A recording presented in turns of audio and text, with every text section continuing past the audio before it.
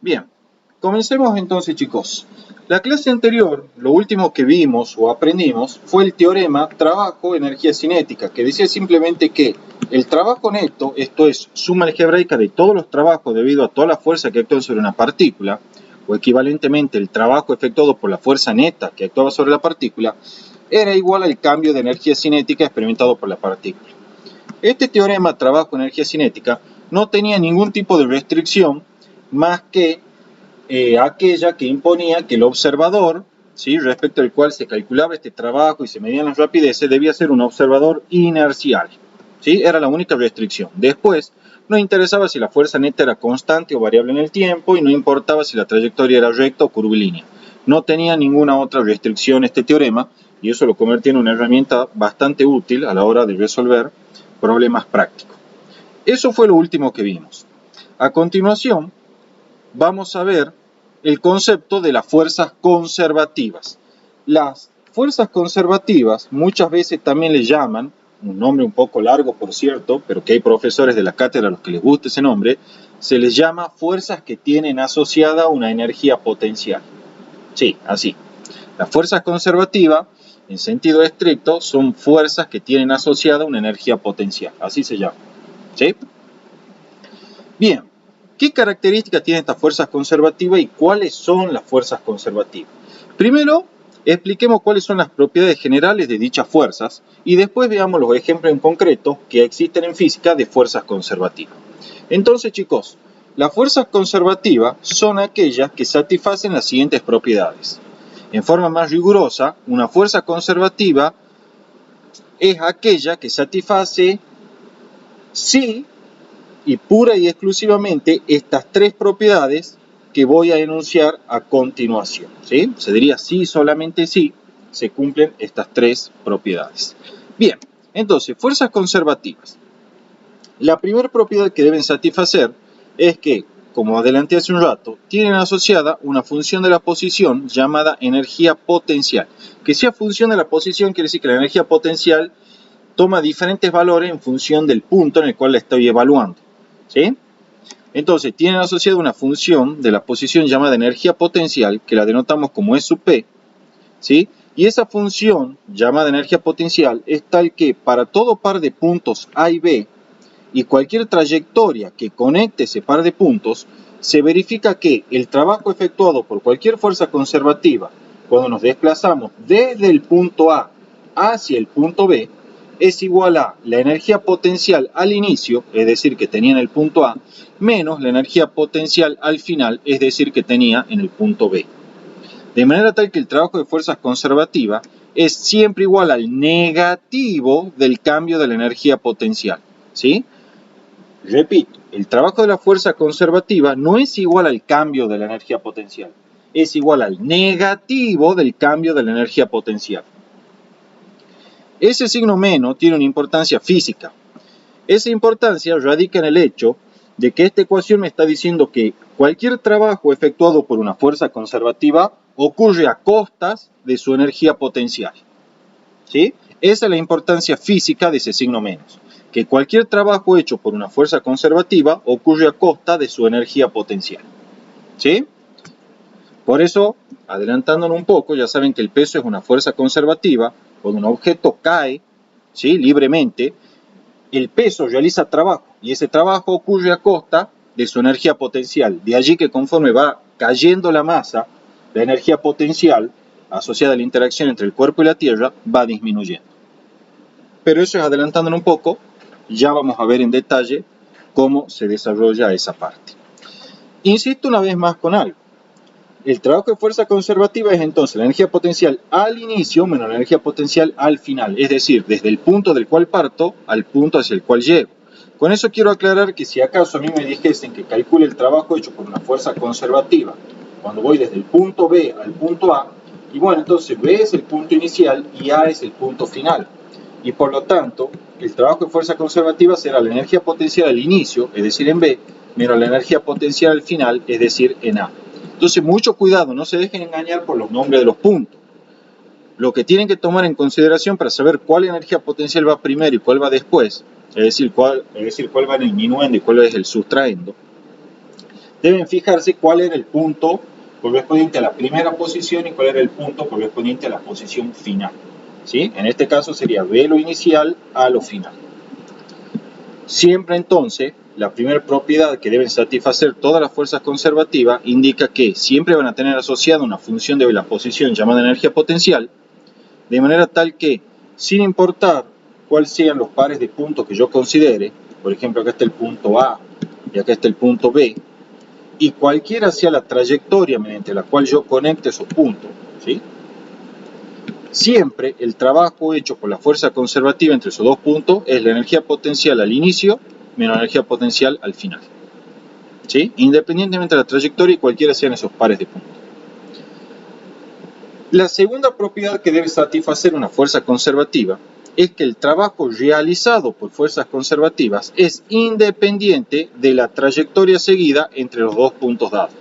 O sea, si yo parto de un punto A y viajo hacia un punto B, independientemente de si lo hago por esta trayectoria C1 o si lo hago por esta trayectoria C2, en cualquier caso, el trabajo hecho desde A hasta B por la fuerza conservativa a través de la trayectoria 1 será igual al trabajo hecho desde A hasta B por la fuerza conservativa a través de esa trayectoria C2.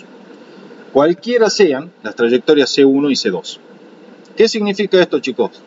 Que si una fuerza es conservativa, entonces el trabajo que hace la fuerza para llevar, por ejemplo, una masa desde un punto inicial A a un punto final B a través de una trayectoria, supongamos, rectilínea, es exactamente el mismo trabajo que haría si yo desde el punto A viajo a Buenos Aires, me voy al aeropuerto de Ezeiza, viajo al aeropuerto de Los Ángeles, viajo a Taipei y pego la vuelta hasta llegar al punto B.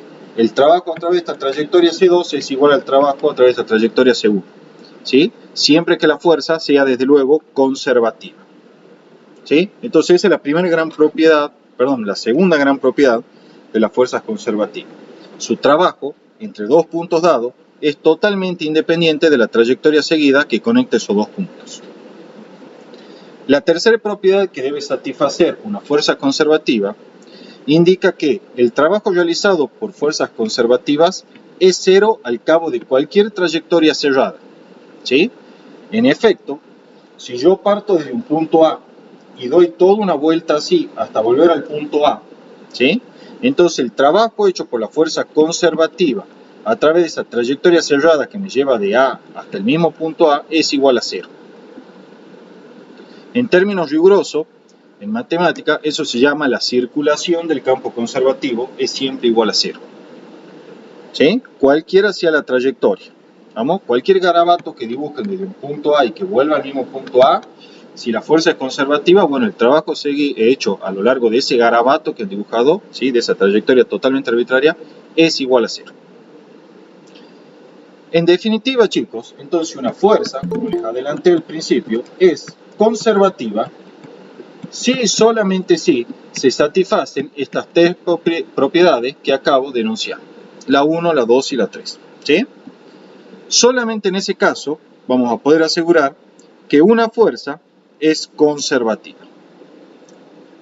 Denme un segundito.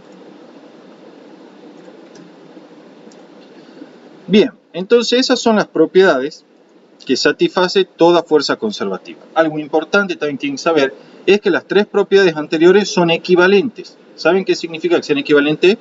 Que basta con que se cumpla una para que ya automáticamente se cumplan todas las demás.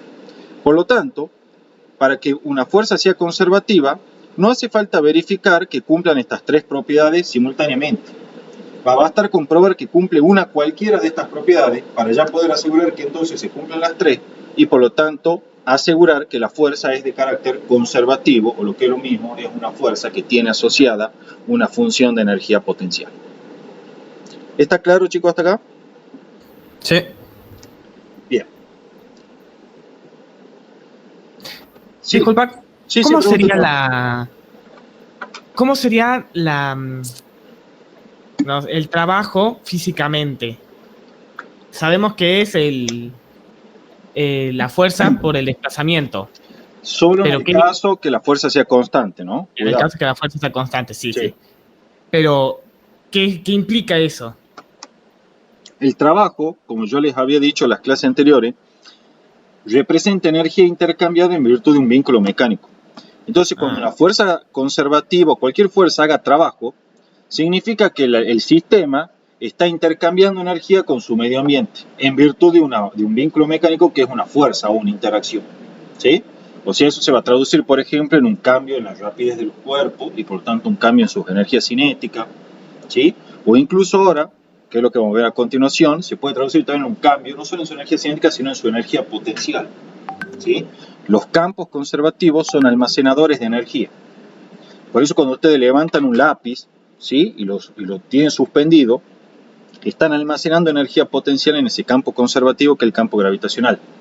¿De dónde salió esa energía potencial? Y bueno, en virtud de un trabajo que realizó su mano cuando fue elevando el objeto, ¿sí? hasta una cierta altura o nivel.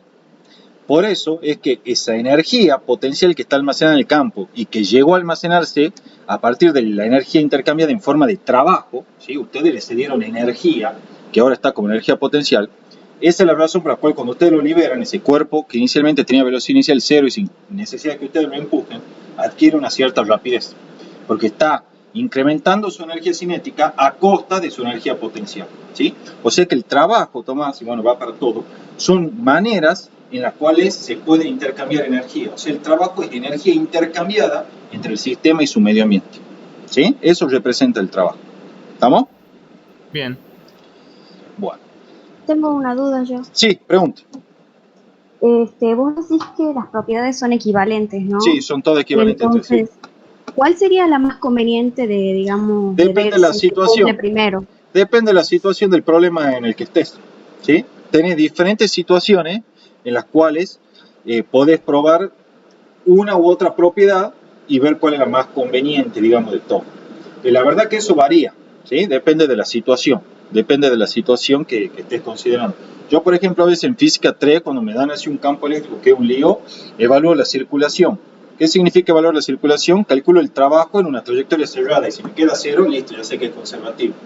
Pero después hay otros problemas, por ejemplo, la fuerza eléctrica, chicos, un ejemplo de fuerza conservativa, en los cuales, vos tenés una ecuación muy clarita del campo eléctrico y entonces lo evaluás entre dos puntos dados cualquiera.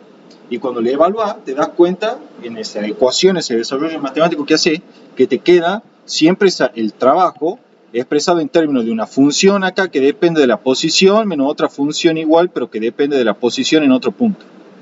Entonces decís, mira, entonces esto que está acá son funciones potenciales que me permiten calcular el trabajo entre dos puntos arbitrarios cualquiera. Entonces, en otras palabras, estoy verificando la primera propiedad, ¿sí? Que es que tiene asociada la función potencial. Al probar esa propiedad ya quedan automáticamente verificadas las otras dos restantes y puedo asegurar que mi fuerza de nuevo es conservativa.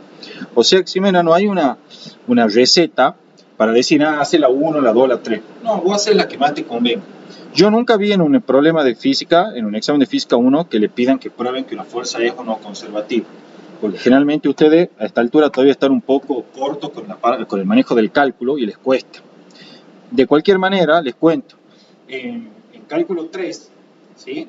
hay condiciones necesarias y suficientes para asegurar si una fuerza es o no conservativa. ¿Sí? Basta con evaluar lo que se llaman unas derivadas cruzadas, ¿sí? unas derivadas parciales cruzadas y ver si son iguales o no. O también se puede utilizar otro concepto que es el concepto del rotacional.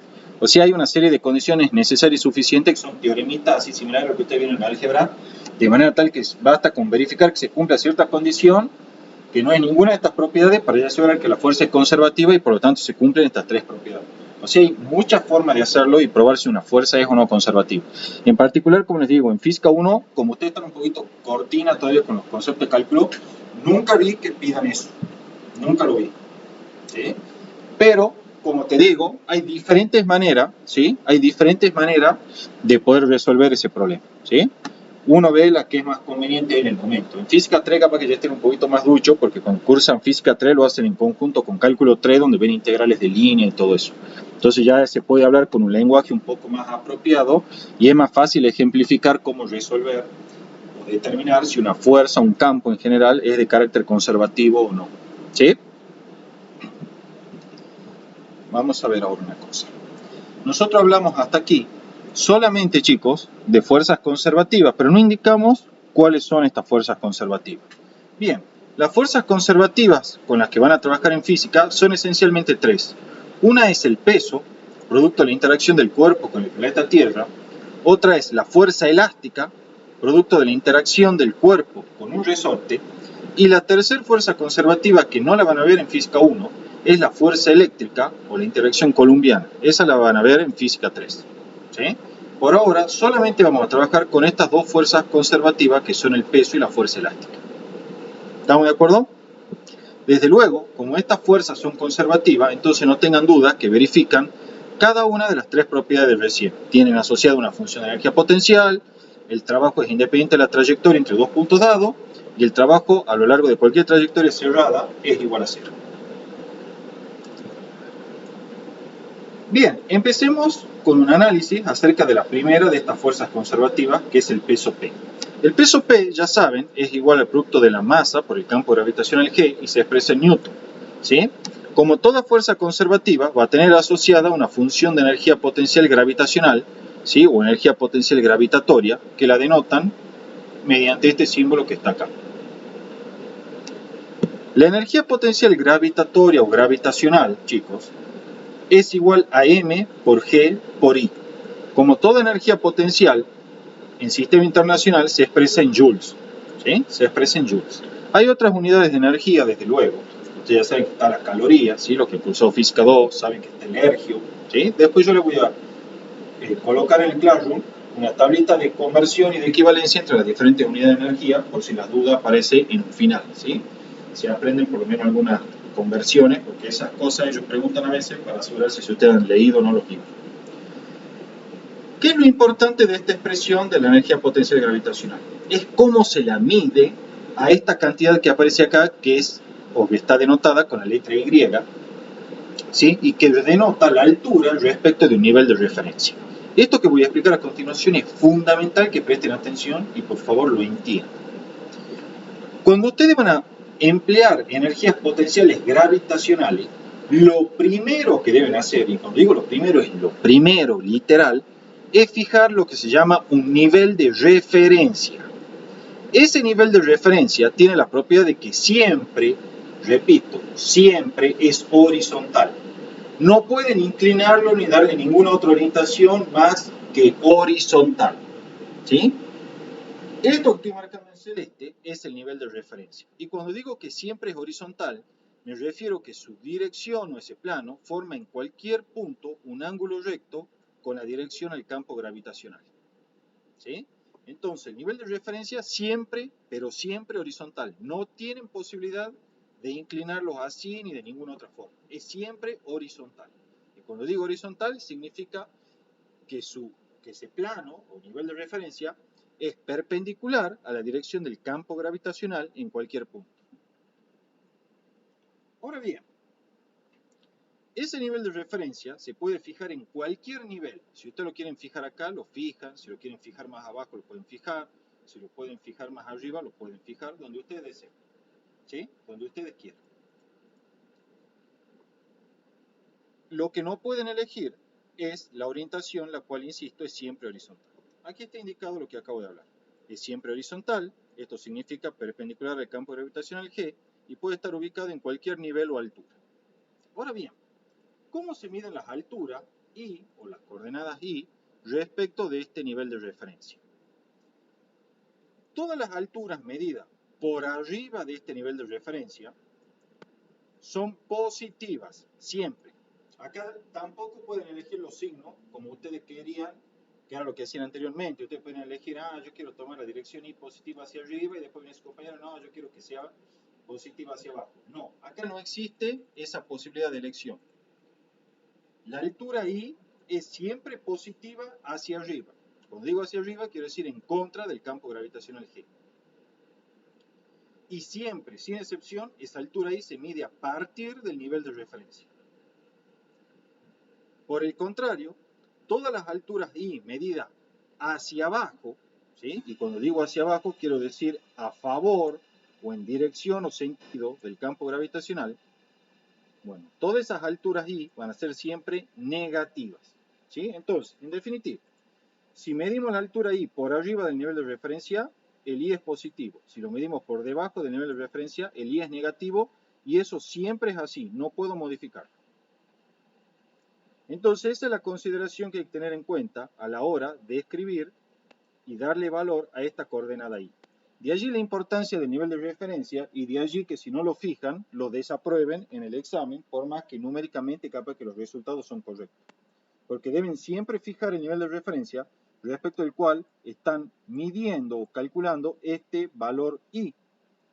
Y repito una vez más, ese valor I se mide siempre respecto al nivel de referencia, tomando positivo hacia arriba sin excepción y negativo hacia abajo sin excepción. Desde luego, el valor I toma el valor particularmente 0 cuando la partícula se ubica justo en el nivel de referencia. ¿Tienen alguna duda hasta acá, chicos? No. Bien. Aquí un ejemplito de cómo aplicar el concepto de energía potencial gravitacional para calcular el trabajo realizado por la fuerza peso, que ya sabemos que es conservativa. Fijamos, como siempre, el nivel de referencia, el cual es siempre horizontal, es decir, perpendicular a la dirección del campo gravitacional, ¿sí? Las alturas de la partícula, que comienza en un punto A y termina en un punto B, moviéndose, fíjense, a través de una trayectoria totalmente arbitraria, que es esta aquí indicada, ¿sí? Se miden entonces de la siguiente forma. La posición A le tiene asociada esta altura I sub A o esta coordenada I sub A respecto al nivel de referencia.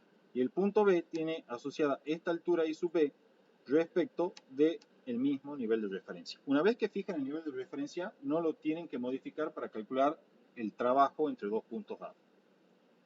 Entonces, como el peso es una fuerza conservativa, el trabajo hecho cuando vamos desde A hasta el punto B es igual a la energía potencial gravitacional al inicio, es decir, en A, menos la energía potencial gravitacional al final, es decir, en B. Esto es m por g por I sub A menos m por g por I sub B. En este caso, tanto I sub A como I sub B son ambos mayores que 0. Desde luego, podría haber venido un compañero y decir, no, mira Gaby, yo quiero fijar el nivel de referencia acá. Perfecto, está en todo su derecho. En ese caso, el I sub A, disculpen, lo vamos a dibujar bien.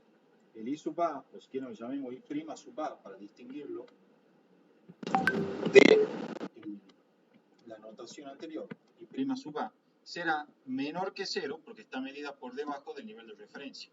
¿Sí? Y la altura I' sub B, que lo estoy marcando aquí, la acotemos ahí, I' sub B también será menor que 0 porque lo estoy midiendo por debajo del nivel de referencia. En cualquier caso, el trabajo hecho desde A hasta B para ese nivel de referencia nuevo será m por g por I', que es la energía potencial gravitacional al inicio, menos m por g por I', B, que es la energía potencial gravitacional al final. ¿Está entendido, chicos? Sí. Bien. También podría ser, obviamente, que una de los valores de I sea positivo y el otro sea negativo. Eso sería, por ejemplo, si el punto A queda por arriba del nivel de referencia, el punto B final queda por debajo del nivel de referencia. Entonces acá sería esta altura I positiva, ¿sí? Esta I sub A, y esta altura I sub B sería negativa. ¿Sí? Puede ocurrir cualquiera de esas situaciones. También, por último, quiero aclarar, no confundan el nivel de referencia con el sistema de referencia. Son diferentes conceptos, ¿sí? El sistema de referencia no es igual al nivel de referencia. Por eso acá le he puesto el distinto, ¿sí? La otra fuerza de interés, que es también una fuerza conservativa, según adelantamos, es la fuerza elástica, ¿sí? Esta fuerza elástica es la que ejerce un resorte sobre una partícula o masa M. Veamos la situación. Tenemos una pared a la cual está fija un resorte con constante de fuerza K. Esa constante de fuerza K es la que caracteriza el resorte, ¿sí? Depende del número de espiras, del diámetro de los alambres, del diámetro de las espiras del resorte. La espira del resorte cada rulito, ¿sí? Cada vuelta del resorte. Y depende también del módulo de corte del material. Esa constante K, como les dije, es la que caracteriza el resorte. El otro extremo del resorte, que lo estoy indicando acá, está anclado a una masa M, como se observa a continuación. Ustedes saben que los resortes, cuando nadie los está molestando, esto es, cuando nadie los está estirando ni comprimiendo, tienen una longitud de relajación que generalmente se denota como L sub 0, ¿sí? Esa es la longitud de relajación del resorte, es decir, su longitud natural, cuando no está ni comprimido ni estirado. En esas condiciones, el resorte, si se le conecta una masa M en su otro extremo derecho, como en este caso, no ejerce ninguna fuerza sobre la masa M.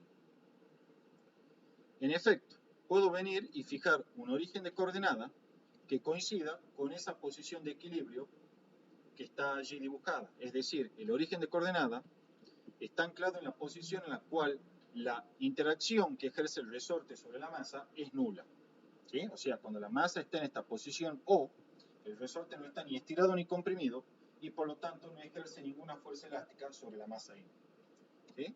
Elegí que el origen de coordenada esté ahí. Cualquier otro puede venir y decir, no, mira, yo Gaby, lo quiero elegir acá el origen de coordenada. Bueno, lo puedes hacer, o acá. No hay problema, ya vamos a ver qué ocurre cuando lo elegimos en otra posición que no sea la posición de equilibrio de la relajación del resorte, ¿sí?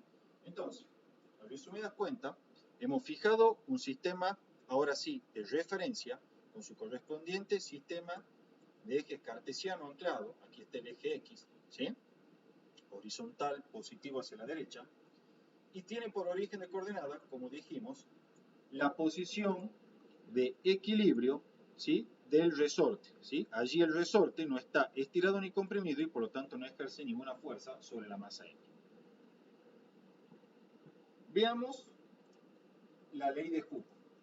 La ley de Hooke, que se obtiene experimentalmente, simplemente dice que el módulo de la fuerza elástica es proporcional a la deformación que experimenta el resorte. Y la constante de proporcionalidad es la constante K del resorte, ¿sí? En términos matemáticos, me dice que la fuerza elástica, vectorialmente hablando, es menos K por X, y en este caso versor Y, indicando que la fuerza elástica actúa a lo largo de la dirección del eje X, ¿sí? O sea, paralelo al eje X. K, como ya les había adelantado, es la constante de fuerza o simplemente constante del resorte, la cual en unidad de sistema internacional se mide en newton sobre metro. También les había comentado que depende del número de espiras, ¿sí?, que tiene el alambre, del material del cual está construido el alambre, del diámetro de las espiras y del diámetro del alambre, ¿sí? Veamos cómo funciona de manera intuitiva, y cuando digo intuitiva quiero decir de acuerdo a la experiencia, esta ley de Hooke, y veamos que esta ecuación vectorial que escribí acá, ¿sí?, que la remarco a continuación, es totalmente representativa de dichas situaciones. Tenemos acá de vuelta dibujado nuestro sistema masa-resorte, que es como se denomina, un sistema de referencia que tiene su origen en la posición de equilibrio del resorte, es decir, donde el resorte no está ni estirado ni comprimido y por lo tanto la fuerza elástica que ejerce sobre la masa en esa posición es nula. Asociamos además un sistema de ejes cartesiano a ese sistema de referencia, como se observa acá, con el eje X en su dirección y sentido usual.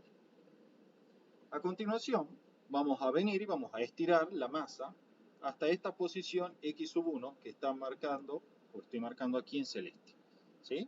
Es una posición X sub 1 mayor que 0. La intuición, ¿qué le dice, chicos? Cuando ustedes llevan la masa hasta ahí, ¿qué va a hacer el resorte? Se va a estirar. Entonces, ¿qué es lo que le dice la experiencia cotidiana?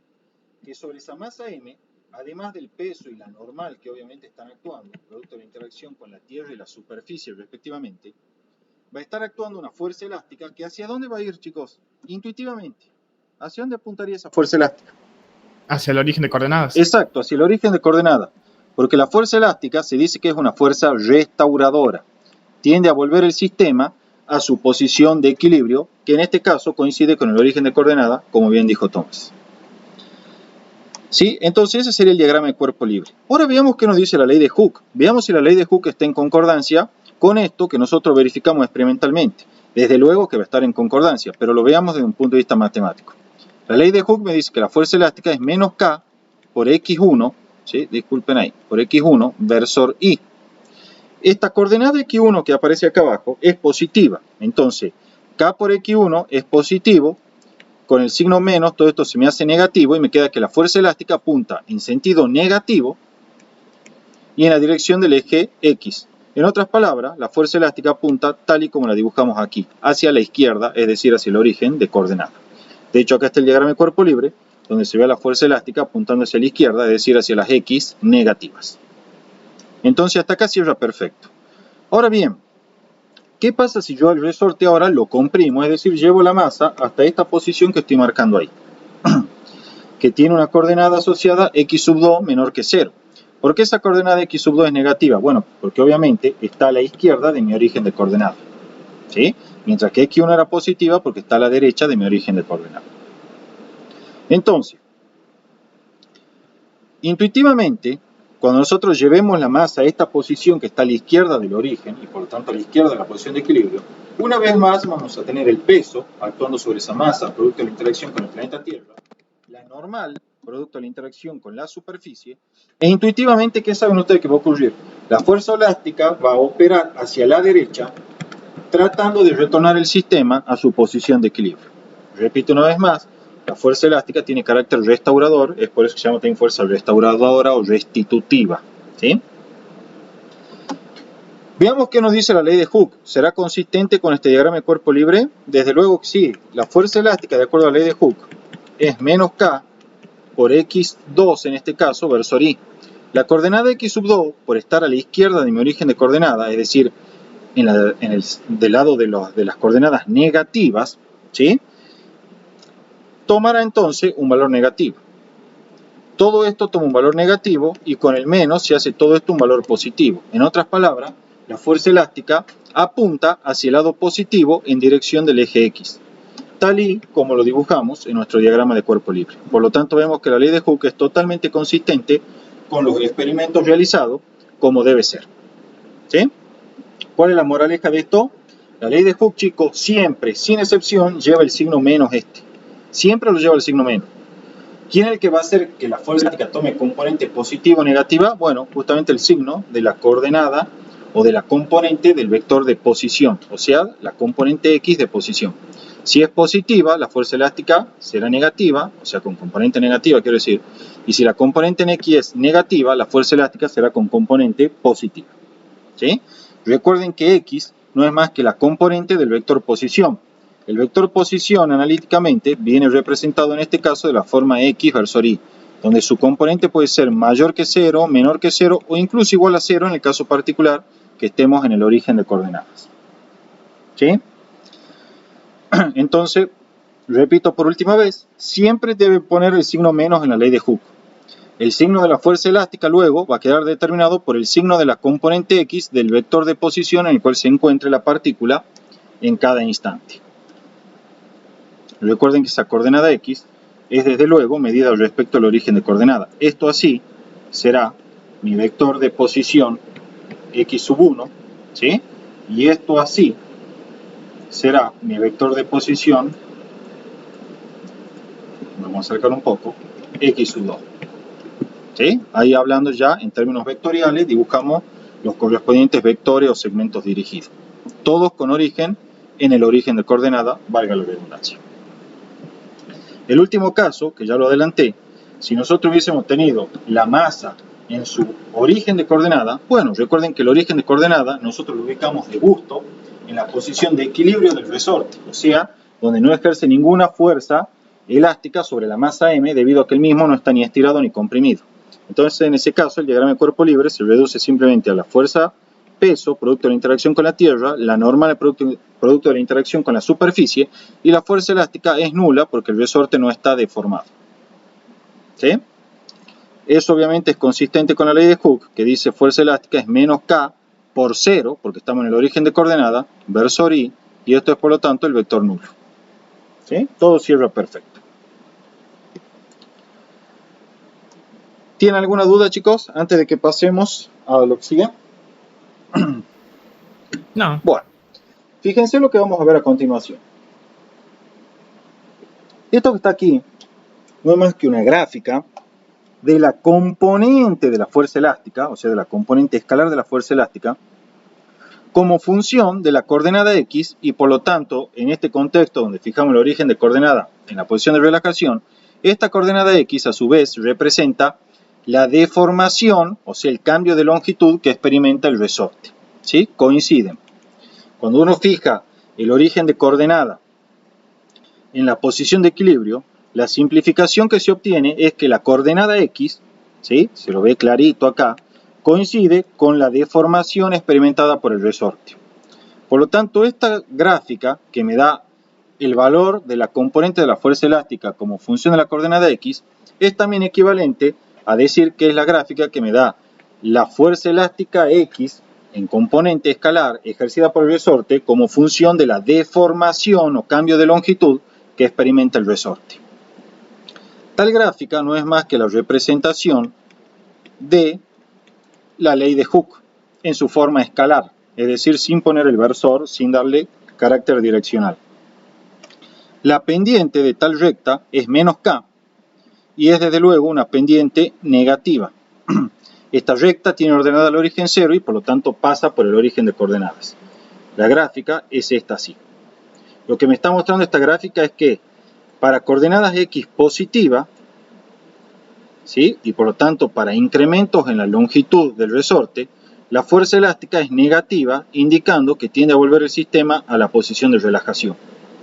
Mientras que para coordenadas x negativas, lo que implican deformaciones negativas, o lo que es lo mismo para cuando el resorte se está comprimiendo, es decir, está disminuyendo su longitud, la fuerza elástica tiene componente positiva, indicando que tiende a volver el sistema a su posición de relajación. Fíjense que conforme se incrementa la deformación, se incrementa el valor en magnitud de la fuerza elástica ejercida sobre la masa m por el resorte. ¿Está claro hasta acá, chicos? Bien. Desde el punto de vista energético, ¿sí? Desde el punto de vista energético, la energía potencial elástica tiene la siguiente forma. Es un medio de K por X cuadrado, donde X ya dijimos que la coordenada X de la partícula, cuando el origen de coordenada está anclado en la posición de equilibrio del resorte, ¿sí? Y como toda energía potencial elástica se mide en joules.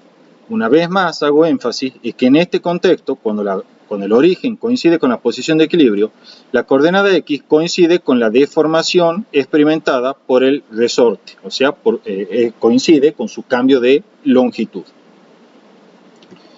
El trabajo hecho por la fuerza elástica, que es conservativa, cuando vamos desde una coordenada X1 a una coordenada X2, será entonces, como siempre, la energía potencial elástica al inicio menos la energía potencial elástica al final.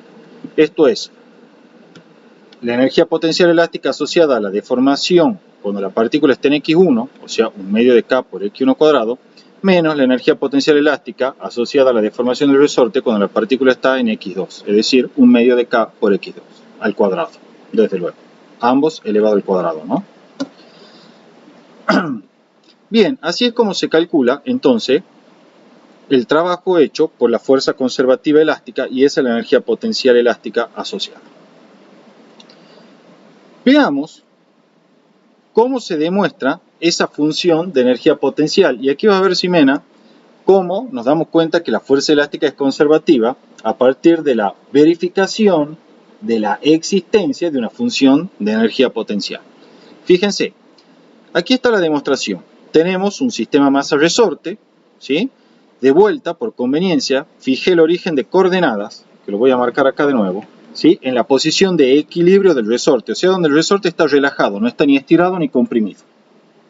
Con eso consigo la simplificación importante de que la coordenada X de la masa coincide con la deformación o cambio de longitud experimentado por el resorte. Supongamos, entonces, que esta masa se mueve desde una coordenada X1 a una coordenada X sub 2, ¿sí? Desde una posición X1 a una posición X sub 2. En algún punto intermedio, su posición vendrá dada por esta componente X del vector posición X que está dibujado acá en negro y que lo voy a remarcar ahora en celeste para enfatizarlo. Ese punto de posición X es totalmente arbitrario, o sea, representa un punto cualquiera entre las posiciones X1 y X2. Desde luego, chicos, por si alguien se pregunta, las posiciones X1 y X2 también tienen asociado su correspondiente vector de posición, ¿sí? Como los que estoy dibujando a continuación. Este será el vector de posición X sub 1 y este será el vector de posición X sub 2. Como son vectores, van con la flechita. Bien. y este me ha dicho que era el vector de posición X. Bien, entonces nuestra partícula se mueve desde esta posición X1 a esta posición X2. Yo quiero calcular el trabajo hecho por la fuerza elástica conforme nos desplazamos esa cantidad. Entonces el trabajo hecho por la fuerza elástica cuando vamos desde X1 a X2 será por definición la integral de línea de la fuerza elástica, ¿sí?, a lo largo de la trayectoria, que por cierto es una trayectoria rectilínea que ocurre a lo largo del eje X, como estoy indicando acá con las flechitas. ¿Sí? Ahí alejamos un poquito para que lo vean. ¿Sí? La trayectoria es rectilínea. Ahora bien, vectorialmente hablando, la fuerza elástica, chicos, en cualquier posición X arbitraria, por la ley de Hooke y al fijar el origen de coordenada en la posición de relajación, será fuerza elástica, ¿sí?, lo vamos a recuadrar acá, igual a menos K por X versor Y, ¿sí?, como se ve ahí a continuación. Además, cualquier desplazamiento pequeñito, infinitesimal, recuerden que los desplazamientos infinitesimales los denotamos con dr, ¿sí?, y que ocurren en un tiempo muy pequeñito, también infinitesimal el intervalo, ¿sí?, vienen representados entonces de la siguiente forma. Es esta flechita en el sentido del movimiento y tangencial a la trayectoria en cada punto. Como en este caso la trayectoria es rectilínea, tangencial significa paralela a la trayectoria rectilínea, es decir, paralela a la recta que estamos recorriendo. En definitiva, el vector de desplazamiento infinitesimal aquí dibujado es un vector que apunta, en este caso, hacia la derecha, coincidente con el eje X su dirección. Por lo tanto, vectorialmente va a estar descrito por la diferencial de X versor Y, porque solo tiene componente en X, es decir, el desplazamiento solo ocurre a lo largo de la componente X y por lo tanto solo se representa como una diferencial de X versor Y. La fuerza elástica, aunque no lo indiqué, lo indico ahora, desde luego, como tiene carácter restaurador, apuntará hacia la posición de equilibrio, tratando de volver el sistema a dicha posición. Volvamos al cálculo del trabajo. Aquí está la fuerza elástica, menos K por X versor Y, y acá está el vector de desplazamiento infinitesimal, que es dx versor Y. Recuerden que este solo tiene componente en X porque está totalmente contenido, ¿sí?, si quieren lo dibujamos acá chiquitito con otro color, queda totalmente contenido en el eje X, ¿sí?, como se ve ahí. Entonces solo tiene componente en X, diferencial de X. Por definición, chicos, de trabajo, ¿sí?, el trabajo hecho por la fuerza elástica del punto X1 a X2 dijimos que es la integral de línea de la fuerza elástica. Pero ahora bien, este producto escalar que está acá es el producto escalar de estos dos vectores que están aquí.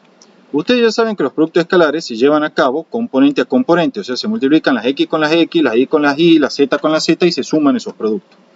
Entonces acá tendría que hacer el producto escalar de la fuerza elástica escalar dr será, y lo voy a escribir a los vectores con notación de álgebra para que les quede más claro, menos K por X, 0, escalar dx, 0. Estoy usando la notación de álgebra para que ustedes lo tengan más familiar.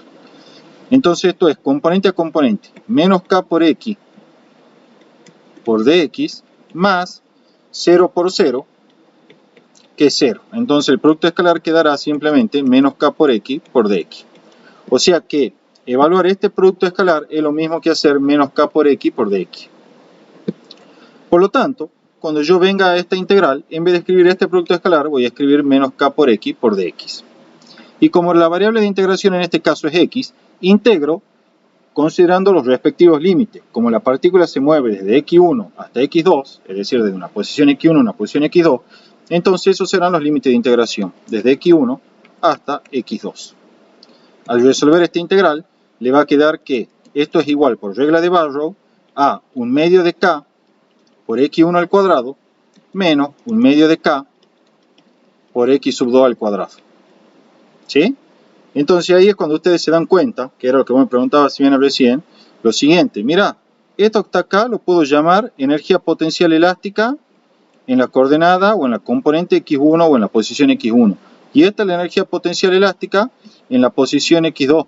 Entonces verificamos que el trabajo hecho por la fuerza elástica es igual a la energía potencial elástica al inicio menos la energía potencial elástica al final.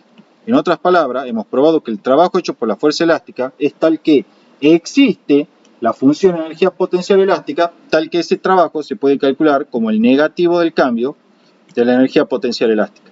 En otras palabras, se está verificando la primera propiedad de fuerzas conservativas y como todas las propiedades son equivalentes, si se verifica esa propiedad, automáticamente se verifican todas las propiedades de la 1, la 2 y la 3 y por lo tanto la fuerza elástica, chicos, es conservativa.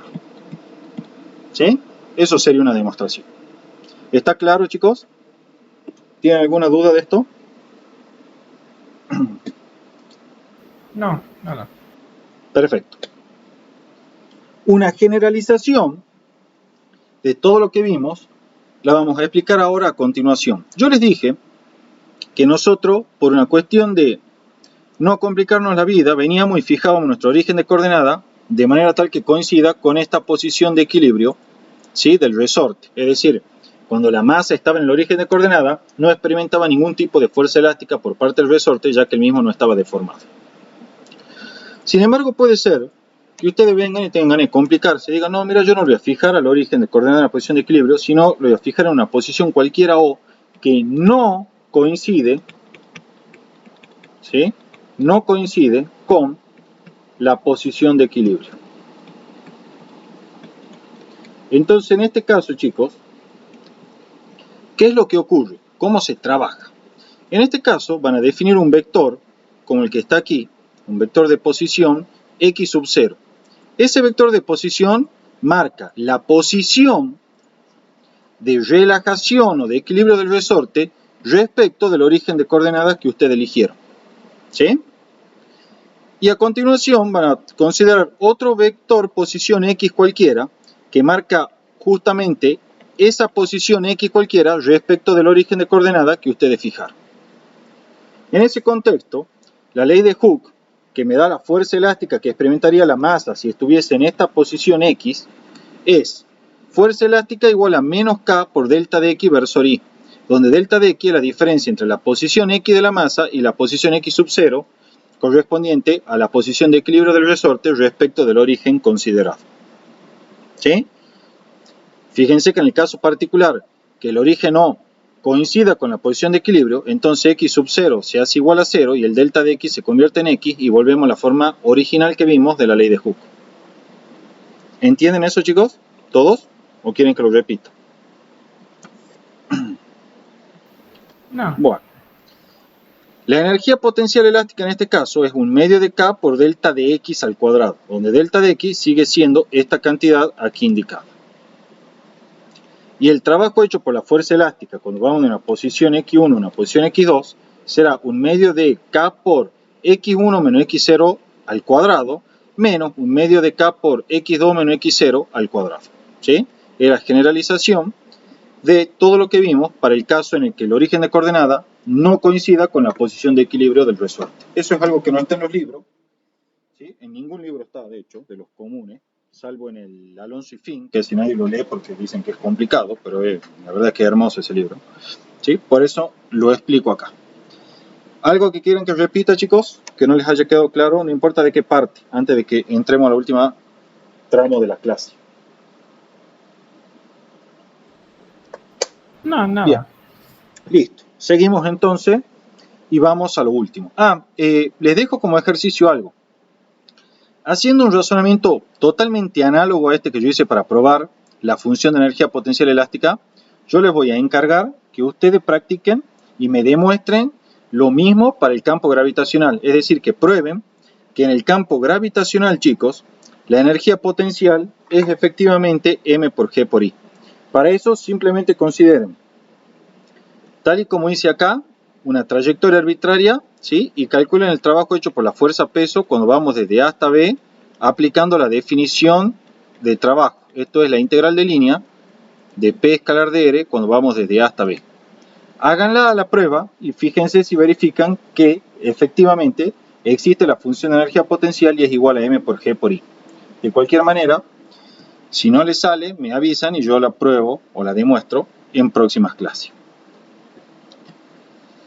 Para finalizar la clase de hoy vamos a ver los teoremas de conservación. Con estos teoremas de conservación ya queda totalmente terminado el tema de hoy. Teoremas de conservación. En primer lugar, chicos, ¿Qué son las fuerzas no conservativas o cómo las vamos a definir? Las fuerzas no conservativas van a tener una definición trivial. Van a ser cualquier fuerza que justamente no sea el peso, ni la elástica, ni la eléctrica. ¿Sí? O sea, una fuerza no conservativa es cualquier fuerza que no sea conservativa. Tan sencillo como eso. ¿Sí? Es como cuando en cálculo 1 te dicen una función discontinua y aquella que no es continua. ¿Y sí? Bien, vamos a empezar a hacer deducciones acerca de los teoremas de conservación. Partamos de nuestro teorema fundamental que vimos hasta ahora, que es el teorema trabajo neto igual a cambio de energía cinética. O sea, nosotros tenemos una masa M, ¿sí?, sobre la cual actúa un conjunto de fuerzas que pueden ser tanto conservativas como no conservativas. O sea, hay de los dos tipos. ¿Sí? Desde luego, todo lo que vamos a ver a continuación es verificado por un observador inercial, porque solo respecto de él vale este teorema de trabajo-energía cinética. Entonces, el trabajo neto ya saben que es la suma de todos los trabajos debido a todas las fuerzas que operan sobre la partícula.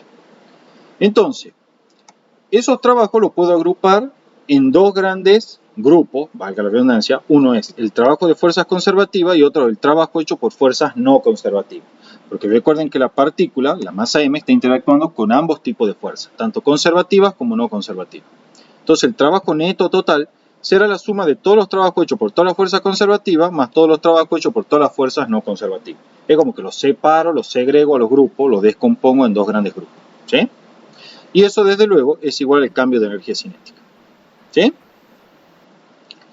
El trabajo hecho por fuerzas conservativas, ya saben ustedes, por la primera propiedad que vimos, siempre tiene asociada una función de energía potencial tal que dicho trabajo es igual al negativo del cambio de la energía potencial en cuestión, ya sea potencial gravitacional o potencial elástica o ambas. En el caso que estén ambos tipos de fuerzas conservativas actuando, entonces la energía potencial que interviene en esta ecuación es la suma de la energía potencial elástica más la energía potencial gravitacional, e incluso más una energía potencial eléctrica si acaso también estuviese operando la fuerza eléctrica, que ahora en física 1 no va a aparecer. ¿Sí? Lo único que hago ahora, chicos, es entonces a este trabajo de fuerzas conservativas lo reemplazo por la igualdad que me dice que es igual al negativo del cambio de energía potencial. Entonces a esta expresión de acá la reescribo como el negativo del cambio de energía potencial y el resto lo dejo tal cual. Pongo más el trabajo de fuerza no conservativa e igual al cambio de energía cinética. ¿Sí? Despejo el trabajo de fuerza no conservativa y esto me queda igual a cambio de energía cinética más cambio de energía potencial. Y acá definimos un concepto nuevo. Definimos el concepto de energía mecánica. La energía mecánica, chicos, es la suma de la energía cinética más la energía potencial elástica más la potencial gravitacional más una hipotética potencial eléctrica que podría haber pero que por ahora no va a aparecer. ¿Sí? Todo esto que está encerrado entre paréntesis lo llamamos simplemente energía potencial, como ya les dije. Y por lo tanto la energía mecánica es la suma de la energía cinética más la energía potencial. ¿Sí? La energía mecánica, como toda energía en sistema internacional, se mide en joules. Como la energía mecánica es la suma de la cinética más la potencial, entonces el cambio de energía mecánica es igual al cambio de energía cinética más el cambio de energía potencial. En definitiva, nosotros se acuerdan que hemos encontrado esta ecuación, trabajo de fuerza no conservativa es igual al cambio de energía cinética más el cambio de energía potencial. Bueno, esta expresión entonces la reescribimos en virtud de esta igualdad que tenemos arriba, simplemente de la siguiente forma. Trabajo de fuerzas no conservativas es igual al cambio de energía mecánica. ¿Sí? Este teorema me está diciendo que siempre que fuerzas no conservativas realizan trabajo, es decir, siempre que este primer miembro sea distinto de cero, ¿sí?, entonces la energía mecánica del sistema cambia, es decir, no se conserva. O sea que las fuerzas no conservativas que realizan trabajo son capaces de modificar la energía mecánica de nuestro sistema. ¿Sí? Desde luego, esta ecuación que está aquí arriba me lleva a la conclusión que es un teorema súper importante que se llama teorema de conservación de la energía mecánica. Veamos en qué consiste. Esta ecuación que está aquí me dice lo siguiente. Si el trabajo de fuerzas no conservativas es igual a cero, Entonces, como ese trabajo de fuerza no conservativa es igual a la variación de energía mecánica, concluimos que la variación de energía mecánica también tiene que ser cero. Y por lo tanto, si la variación de energía mecánica es cero, concluimos que la energía mecánica al inicio es igual a la energía mecánica al final. En otras palabras, chicos, si solo realizan trabajo fuerzas conservativas, es decir, si el trabajo de fuerzas no conservativas es igual a cero, entonces la energía mecánica del sistema se conserva, esto es, permanece constante. Esto que acabo de enunciar es justamente el enunciado del teorema de conservación de la energía mecánica, ¿sí? Que me garantiza que la energía mecánica se conserva siempre que las fuerzas no conservativas no realicen trabajo. Por el contrario, si la energía mecánica de un sistema cambia, se debe a que las fuerzas no conservativas, es decir, todas aquellas fuerzas que no son ni el peso, ni la fuerza elástica, ni la eléctrica, ¿sí? Están realizando trabajo. Aquí están esas observaciones. Para que se conserve la energía mecánica, solo se requiere que fuerzas no conservativas no realicen trabajo. Pero ojo, eso no implica que no pueda haber fuerzas no conservativas actuando sobre el sistema. Veamos un ejemplo de esa observación. ¿Se acuerdan el ejemplito de la rampa? En esa rampa, la fuerza normal era perpendicular a los vectores de desplazamiento infinitesimal en cada punto, y por lo tanto el trabajo hecho por la fuerza normal era igual a cero entre dos puntos A y B dados cualquiera. La otra fuerza que está actuando sobre esa partícula es la fuerza producto de la interacción con la Tierra, que es el peso, que la estoy dibujando ahí. Entonces, ¿hay fuerzas no conservativas actuando sobre esta masa? Sí, está actuando la normal. Sin embargo, ¿se conservará la energía mecánica? Sí, se va a conservar, porque en este caso el trabajo de fuerzas no conservativas es directamente el trabajo de la normal, porque es la única fuerza no conservativa actuando. Suponemos que no hay rozamiento, ¿sí? La superficie es lisa. Y por lo tanto, eso será igual al cambio de energía mecánica, de acuerdo al teoremita que vimos hace un rato. Pero como este trabajo hecho por la normal dijimos que es cero, entonces el cambio de energía mecánica es cero, y por lo tanto la energía mecánica en el punto A es igual a la energía mecánica en el punto B, y decimos que la energía mecánica se conserva entre cualquier par de puntos, aun cuando está actuando una fuerza no conservativa, como en este caso es la normal. O sea, para que se verifique la conservación de la energía mecánica, no es que tengo que buscar que no haya fuerzas no conservativas actuando, que también, obviamente, si no hay ninguna fuerza no conservativa actuando, ninguna fuerza no conservativa va a estar haciendo trabajo y por lo tanto la energía mecánica se conserva. Eso es obvio. Pero también puede ocurrir que la energía mecánica se conserve aun cuando haya fuerzas no conservativas actuando, como en este caso lo hace la normal. El único requisito es no que no actúen, sino que no hagan trabajo. Es lo único que se le pide. Si ustedes quieren que la energía mecánica se conserve, basta con que no realicen trabajo. Ni siquiera le pido que no vengan las fuerzas no conservativas. Si no vienen, mejor, porque hay de una que se conserva, ¿sí? Pero si vienen, bueno, no hagan trabajo. Porque si ustedes no hacen trabajo, entonces la energía mecánica se conserva. Ahora, si alguna hace trabajo, o todas hacen trabajo, ¿sí? O solo algunas hacen trabajo y su suma de los trabajos es distinta, es cero, listo. Estamos hasta las manos, la energía mecánica cambia, es decir, no se conserva. ¿Está claro hasta acá, chicos? Sí. Bien, la última observación, y con esto queda terminada la clase, es acerca de las fuerzas disipativas. Las fuerzas disipativas, chicos, son aquellas que producen una disminución de la energía mecánica, o sea que producen un cambio de energía mecánica negativo. Un ejemplo pueden ser las fuerzas viscosas que actúan sobre una esfera que cae en un fluido viscoso. Yo sé que en Física 2 hacían el experimento de la ley de Stokes, y ahí vieron eso. Bueno, las fuerzas viscosas son ejemplos de fuerzas disipativas, ¿sí? Son fuerzas que producen una disminución de la energía mecánica de nuestro sistema. Otro ejemplo de fuerza disipativa es la fuerza de roce dinámica que actúa sobre un cuerpo que desliza en una superficie rugosa, ¿sí? Cuando el cuerpo está moviéndose con una cierta velocidad inicial, ¿sí? La fuerza de roce dinámica actúa de esta manera, produciendo un trabajo negativo porque es opuesto al vector de desplazamiento. Entonces, en ese caso, el trabajo de fuerza no conservativa, que es igual a la suma, en este caso, el trabajo de la fuerza de roce dinámico más el trabajo de la fuerza normal, pero como el trabajo de la fuerza normal es igual a cero porque es perpendicular al vector de desplazamiento en cada punto, me queda que el trabajo de fuerza no conservativa es solamente igual, o directamente igual, al trabajo de la fuerza de roce dinámica.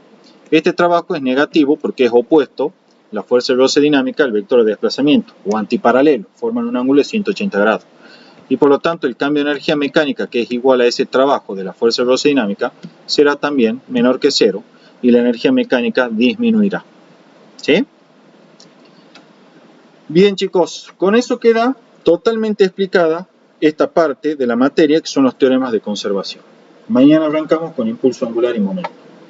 Por última vez pregunto si alguien tiene una duda, no importa de qué parte, antes de que deje de grabar y nos desconectemos. Yo tengo una pregunta Sí. sobre la justificación de la que nos pediste. Sí. Del campo gravitacional, decís, Tomás. Sí, exacto. Yo sé que el trabajo en ese caso sería igual a la integral entre el sí. IA y el B. Claro, el trabajo hecho por la fuerza peso cuando vamos desde A hasta B es la integral de línea desde A hasta B de P escalar de R. Sí. ¿Estamos? Sí. Y ahí, ¿cómo seguiría? Yo sé que creo que puedo justificar que como teniendo en cuenta que la gravedad no cambia, la fuerza peso es constante. Sí, sería una forma y lo sacas de la integral. Sí, esa sería una forma. Vos podés venir y decir, bueno, mira, la fuerza peso es constante, entonces cuando es constante esto queda P escalar, ¿sí? Integral de los diferenciales de R, desde A hasta B. La suma de todos los desplazamientos infinitesimales desde A hasta B me dan justamente el desplazamiento total, ¿sí? Si ustedes agarran, por ejemplo, una trayectoria de un punto A a un punto B y la van desglosando en muchos vectores diferenciales de desplazamiento, la suma de todos esos vectores es el desplazamiento total. Hagan la prueba. Ahí miren, por el método de la polilínea se deschaba, ¿sí? Entonces esto te quedará P escalar delta de R, ¿sí? Que es el desplazamiento. Entonces fíjate, ya que estamos, lo hagamos así ya terminamos completita la clase. Tenemos un punto A y un punto B aquí, ¿sí? Venís así por esta trayectoria arbitraria cualquiera. El vector de desplazamiento entre A y B va a ser este vector allí indicado, ¿sí? Y la fuerza peso, como siempre, actúa perpendicular al nivel de referencia, ¿sí? El nivel de referencia, lo marquemos bien, va a ser este así. Entonces, cuando vos efectúes el producto escalar P delta de R, ¿sí? Este es el ángulo φ formado, vamos a remarcarlo bien, ese es el ángulo φ formado entre el vector peso y el vector desplazamiento, va a tener que P escalar delta de R es el módulo de P, que es M por G, ¿sí? Por el módulo del desplazamiento, vamos a escribir delta de R, por el coseno del ángulo que forman. El coseno del ángulo es φ. Ahora fíjense, voy a formar este triángulo rectángulo. Proyecto esto acá y proyecto esto acá. De manera tal que el triángulo rectángulo es este que estoy rayando ahí. ¿Lo ven? Sí. Bien. Este ángulo que está aquí, le voy a cambiar el color para que quede todo más claro, es el ángulo φ, ¿sí? Que forma el vector peso con el vector desplazamiento. Lo pongamos ahí el vector peso y lo borremos de aquí para no entorpecer tanto el dibujo. Entonces, chicos, el módulo de delta de R por el coseno de φ, ¿qué es? Es el cateto adyacente, o sea, el módulo, ¿sí? De esta distancia, o esta distancia que está ahí marcada, que la llamo D, ¿sí? Es el cateto adyacente al ángulo. ¿Estamos? O sea que esto que está aquí es igual a D. Y fíjense algo. Esa D, ¿sí? Se puede expresar de la siguiente forma. Si proyecto esto así a esta altura ahí, esto así es I sub A. Y esto aquí es I sub B. Es evidente, vamos a cambiar el color para que quede claro, que si esto es el techo de I sub A y este es el techo de I sub B, es evidente que la diferencia entre I sub A y I sub B es ¿qué cosa? Esta distancia D. ¿Sí? Entonces esta distancia D que está acá, la puedo escribir como I sub A menos I sub B. Y por lo tanto esto será M por G por I sub A menos M por G por I sub B. Y está probado que existe la función de energía potencial, que es M por G por I, que me permite calcular el trabajo hecho por la fuerza peso, conservativa desde luego ya, entre dos puntos cualquiera, independientemente de la trayectoria que conecte esos dos puntos. ¿Está claro, chicos? Sí, sí, sí. Bien. Bien. Bueno, ¿alguien más tiene alguna pregunta? Bueno, listo, chicos. ¿Están desocupados? Dejamos de grabar entonces la clase de hoy.